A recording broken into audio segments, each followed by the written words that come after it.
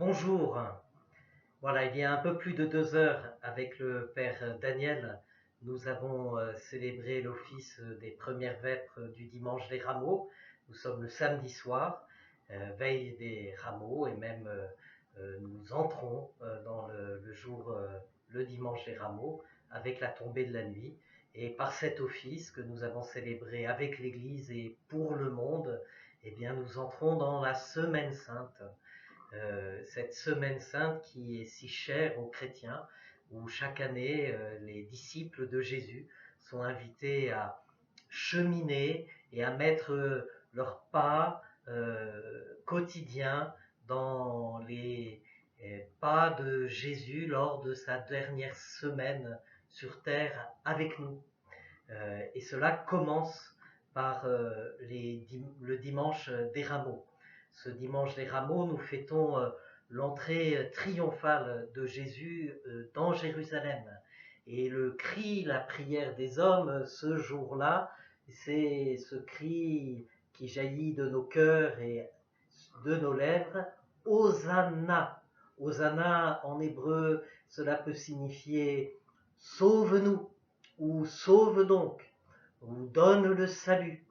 Voilà, c'est ce chant qui accompagnait l'entrée triomphale de Jésus dans la ville de Jérusalem. Il entre sur un petit âne dans la ville de Jérusalem, et accompagné par la foule des disciples, mais aussi, on nous dit, toute la population de Jérusalem rassemblée qui chante Hosanna. Et puis une fois qu'il est entré dans la ville de Jérusalem, eh bien, ce sont les enfants de la ville de Jérusalem qui accompagnent Jésus quand il rentre dans le temple, où il va faire le ménage pour demander et chasser tous les vendeurs du temple, en demandant à ce que ce lieu soit respecté comme un lieu de prière. Et les enfants de Jérusalem chantent à ce moment-là: Hosanna, fils de David, Hosanna, sauve, sauve donc, en voyant Jésus qui chasse les vendeurs du temple. Et voilà donc le début de notre semaine sainte. Eh bien, nous sommes invités à reprendre ce chant que ont chanté la population de Jérusalem et les enfants de Jérusalem: Hosanna, fils de David, béni soit celui qui vient au nom du Seigneur. Hosanna au plus haut des cieux. Voilà, il est le Sauveur, il est le fils de David, le roi annoncé, promis, de la descendance de David, le Messie qui vient, envoyé par Dieu, qui nous sauve. Et dans ce Hosanna au plus haut des cieux, nous rappelons que ce salut nous met en communion avec notre Père du ciel, nous met en communion avec ceux qui sont au ciel, et nous dit aussi que celui qui vient nous sauver vient du ciel. Il est le Fils de Dieu. Voilà. Nous entendrons aussi, au cours de ce dimanche des rameaux, la Passion selon l'évangile de Matthieu, au cours de cette année A, et nous entendrons tout le récit de la Passion de Jésus, son dernier repas avec ses disciples, le vendredi saint où il meurt sur la croix, et puis où il est mis dans un tombeau. Euh, et cela va nous introduire au Triduum pascal, qui sont les 3 jours saints que nous vivrons en fin de semaine: le jeudi saint, le vendredi saint et le samedi saint. Le jeudi saint, nous allons vivre la Sainte Seine, l'office de la Sainte Seine, où nous souvenons du dernier repas et des derniers instants que Jésus partage avec ses disciples avant d'entrer dans sa passion, avant d'être arrêté au jardin de Gethsémani. Et cela commence par le récit dans l'évangile de Jean du lavement des pliés, au cours du dernier repas que Jésus passe avec ses disciples. À leur grande surprise, et d'ailleurs Pierre résiste un instant, mais il se laisse faire quand Jésus lui dit: si je ne te lave pas les pieds, tu n'auras pas part avec moi dans mon royaume. Jésus se présente, lui, le Maître et Seigneur, comme notre serviteur. Et il lave les pieds de chacun de ses disciples. C'est lui qui nous lave, c'est lui qui nous purifie, c'est lui qui nous sauve, et c'est lui qui veut aussi nous servir. Et il dit à ses disciples cette très belle parole à ce moment-là, c'est un signe que je vous ai donné, heureux êtes-vous si vous le mettez en pratique. Et donc il fait comprendre aux disciples du Seigneur que le sens de notre vie, c'est de la mettre au service de nos frères. Et d'ailleurs, c'est au cours de ce repas aussi que Jésus donne le sens de son existence et qu'il institue la messe en partageant un morceau de pain qu'il donne à ses disciples. Ceci est mon corps livré pour vous. Il leur passera aussi une coupe de vin. Ceci est mon sang versé pour vous. Et faites cela en mémoire de moi. Et donc ce soir-là, au cours de ce dernier repas, Jésus institue la messe comme le lieu de rassemblement, d'unité de son Église, le lieu aussi où nous allons nous souvenir de toutes les paroles de Jésus et particulièrement nous rappeler aussi qu'au cours de ce dernier repas, Jésus laisse un commandement nouveau à ses frères, à ses disciples, c'est celui de la charité. Je vous laisse un commandement nouveau, aimez-vous les uns les autres comme je vous ai aimé. Voilà ce que nous rappelons au cours du Jeudi Saint. La condition de serviteur que nous sommes invités à épouser à la suite du Christ, l'Eucharistie qui est la source et le sommet de notre vie chrétienne, la messe, et puis la charité chrétienne qui est cette expérience qui nous permet d'accueillir et de vivre la vie de Dieu en nous. Il y aura aussi ensuite avec ses disciples, Jésus les emmène dans un jardin Gethsémani et il les invite à prier pour ne pas entrer en tentation. Et c'est pour ça aussi que le soir du Jeudi Saint, après la messe, on est souvent invité à garder un temps de silence et de prière en se souvenant que le dernier conseil de Jésus à ses disciples, c'est celui de prier. C'est par la prière que nous résistons au mal et que nous éloignons le mal de nos vies. Puis ensuite, nous entrons dans le vendredi saint et vendredi, nous vivrons la passion du Seigneur. Nous serons invités à le vivre en faisant un chemin de croix en famille, dans nos maisons, et puis en prenant peut-être un temps aussi pour relire le récit de la passion de Jésus dans l'évangile de Jean, au chapitre 19. Et nous mettons nos pas dans ceux de Jésus et nous découvrons ce mystère que c'est par ses blessures que nous sommes guéris. Jésus offre sa vie pour notre salut.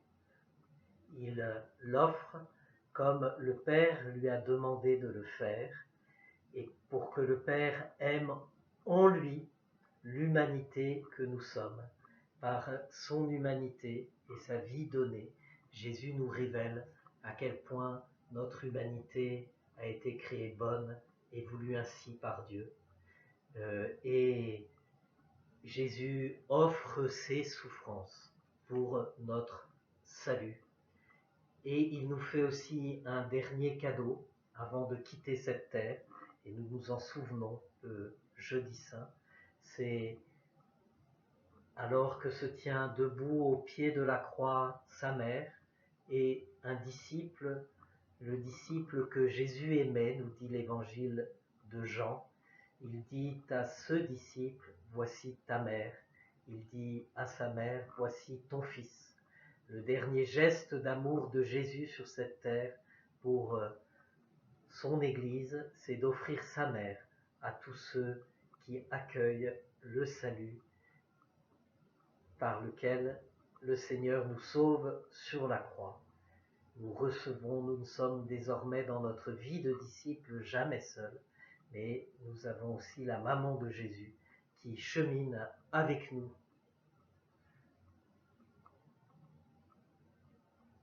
Et ce soir-là,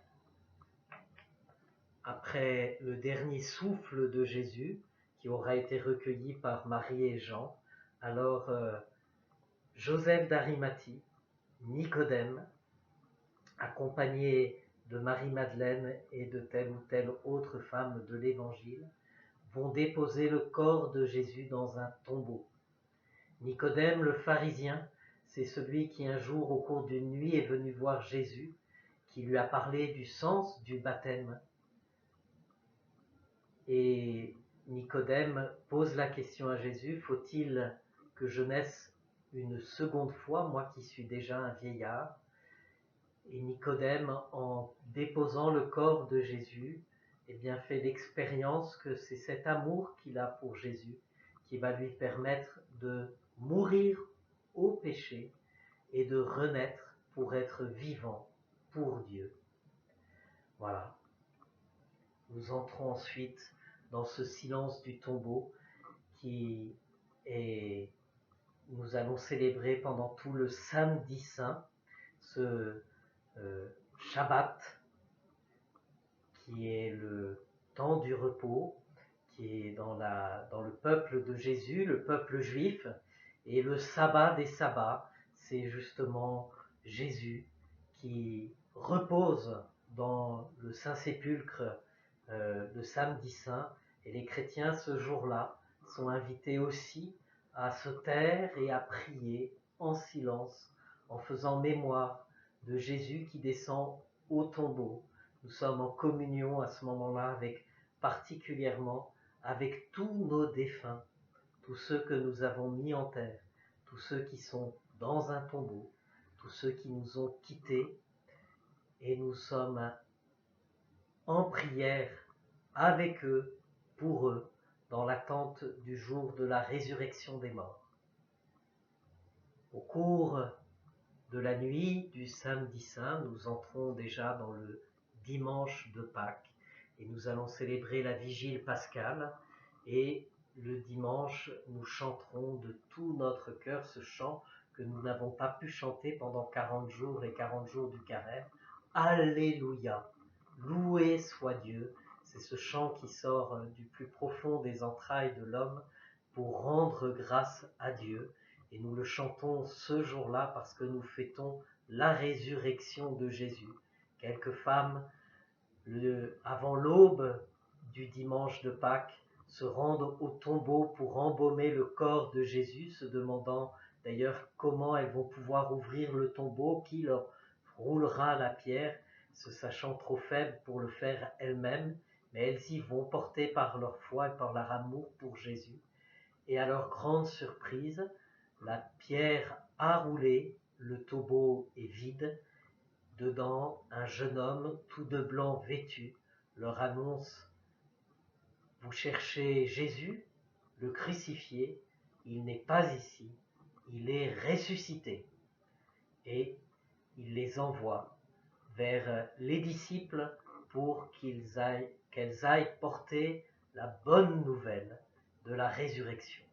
Et c'est cet événement-là qui fonde la foi chrétienne.